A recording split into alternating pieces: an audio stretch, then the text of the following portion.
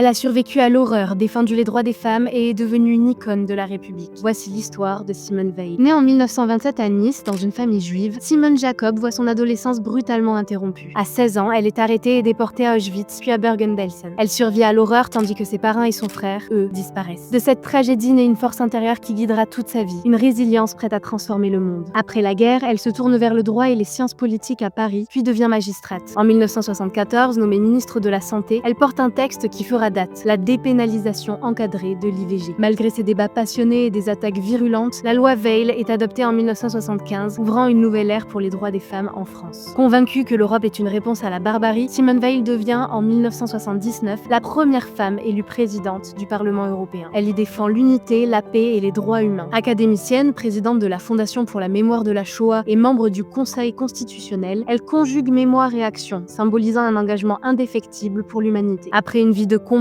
Simone Veil s'éteint en 2017 à l'âge de 89 ans. Elle entre au Panthéon l'année d'après aux côtés de son mari, Antoine. Mais son héritage ne s'éteint pas. Ses combats pour les droits des femmes, pour la mémoire de la Shoah et pour une Europe unie continuent de résonner encore aujourd'hui.